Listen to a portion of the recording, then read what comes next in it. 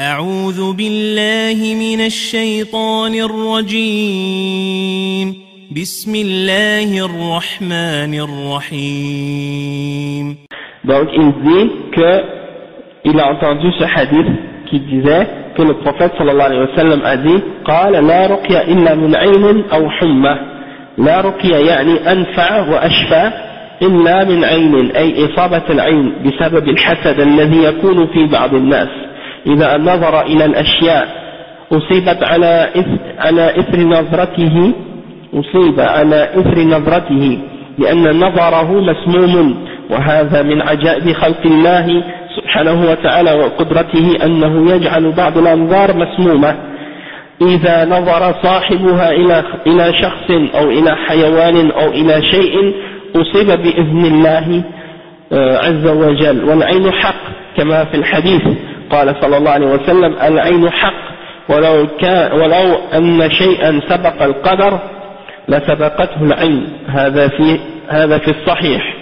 وقد أصيب رجل في عهد النبي صلى الله عليه وسلم فطلب النبي صلى الله عليه وسلم من الذي عانه أن يغتسل، ثم أخذ بغسالته وصبت على المصاب فشفي بإذن الله.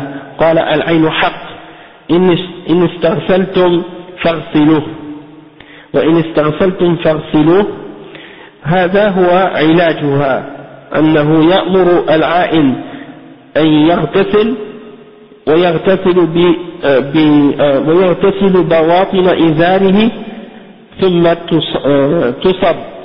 ثم تصب هذه الغسالة على المصاب فيشفى بإذن الله كما فعل النبي صلى الله عليه وسلم. وكذلك من علاجها الرقية بأن يقرأ على المصاب بالعين فاتحة الكتاب والمعوذتان. Donc le cheikh explique ici, il dit que le hadith de Bouraïda qui a dit que le prophète sallallahu alayhi wa sallam a dit il n'y a pas de ruqya excepté pour Ayn ou al-Humma.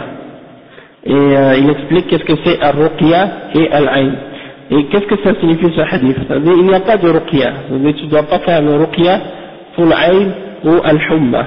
Toutefois le cheikh explique que la signification de ça, ce n'est pas pour dire que tu n'as pas le droit de le faire excepté pour ces deux choses-là. Sauf que ça veut dire que pour ces deux choses-là, il n'y a rien de plus bénéfique que de faire un ruqya. Tu peux faire le ruqya pour d'autres problèmes ou d'autres maladies en dehors de ces deux problèmes-là. Sauf que ça c'est pour spécifier que ces deux choses-là, c'est les meilleures choses pour lesquelles tu peux faire le ruqya. Hein?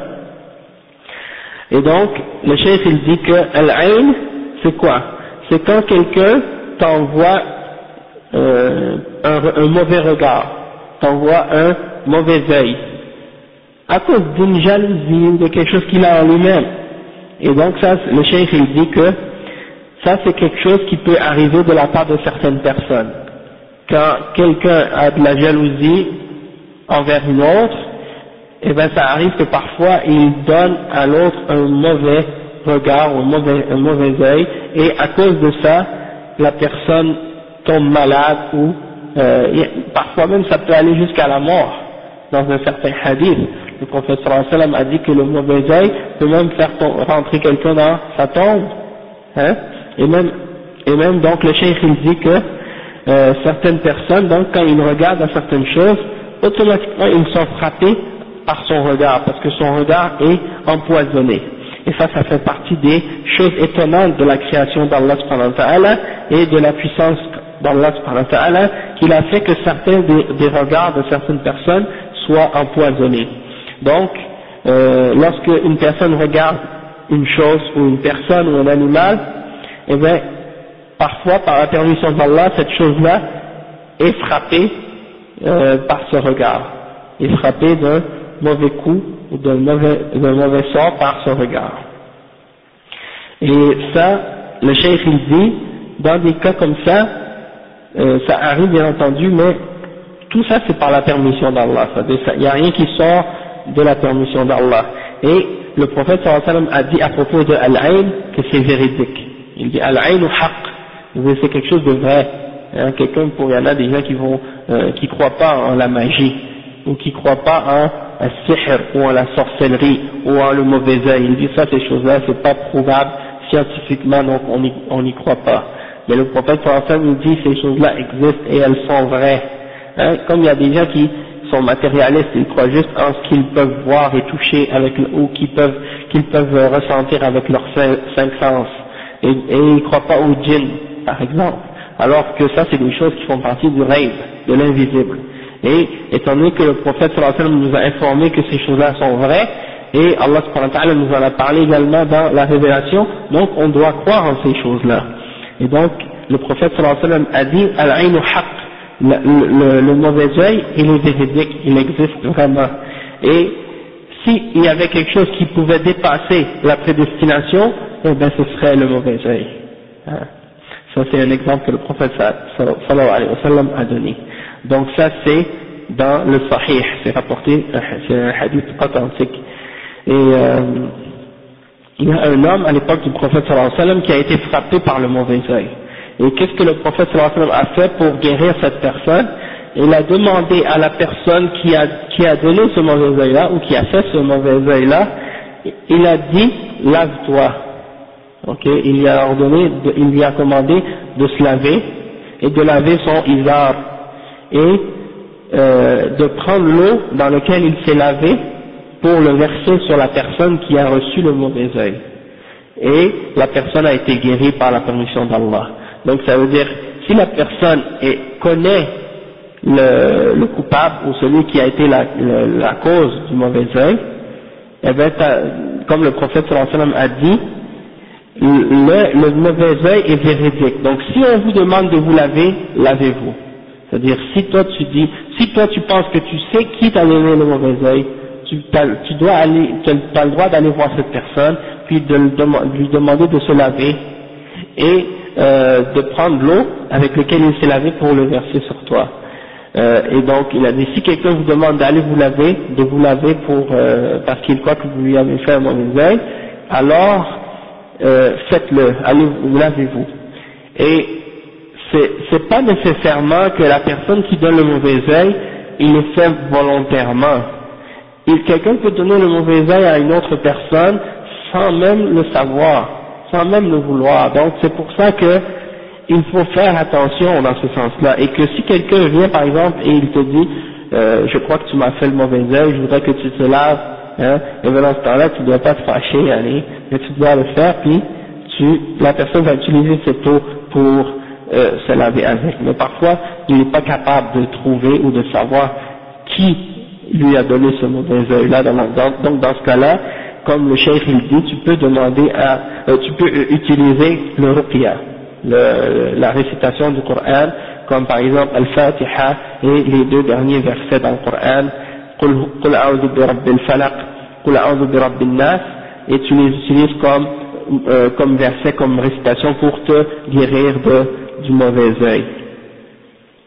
Donc c'est arrivé même au temps du prophète sallallahu alayhi wa sallam, cet exemple-là, qu'il a dit à quelqu'un de se laver, il a pris l'eau avec laquelle il s'est lavé, il l'a versé sur la personne, et la personne a été guérie par la permission d'Allah. Sinon, comme j'ai dit, tu utilises le ruqya.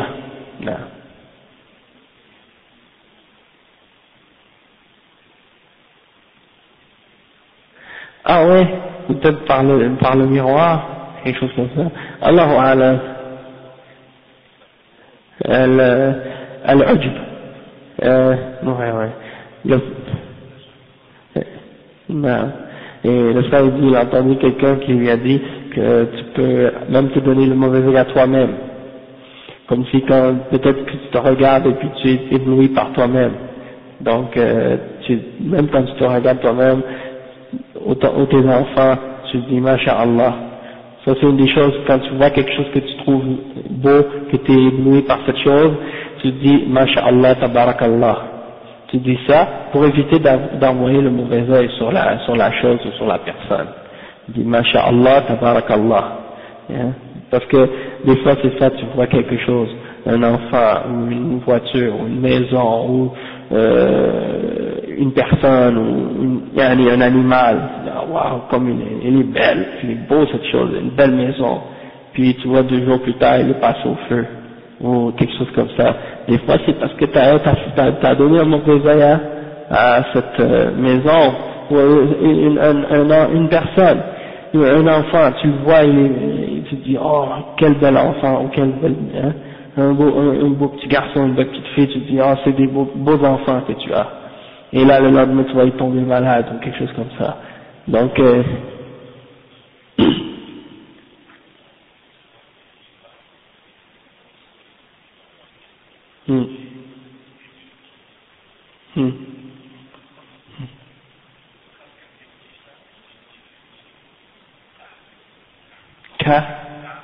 car,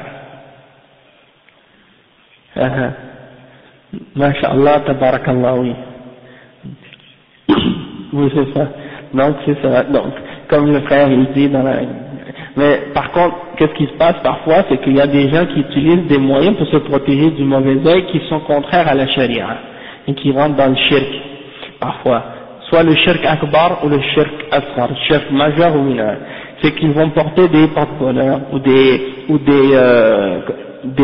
talismans, ou des trucs comme on dit, des gris-gris, pour essayer de se protéger des mauvais œils, et ça rentre dans le shirk, hein, parce que tu dois mettre ta confiance en Allah uniquement, et chercher la protection du mauvais œil de la part d'Allah, et non pas d'une création, ou d'un objet, comme par exemple ceux qui portent une main à 5 doigts avec l'œil au milieu, hein, ou bien une pierre bleue. Des fois il y en a comme certains qui mettent un truc sur le front de leur enfant, comme un truc rouge, ou un morceau de tissu ou quelque chose, oui, ou bien des trucs de ce genre pour éviter le mauvais œil. Ou bien comme on avait dit une fois, il y en a en Algérie, il y en a qui mettent des pneus, des chelins sur leur maison, ouais, ou bien des trucs comme ça. Ouais. Il met une main comme ça, subhanallah. Il va le faire, ok, il va le faire comme d'une façon pour pas qu'on le distingue, pour pas qu'on le voit.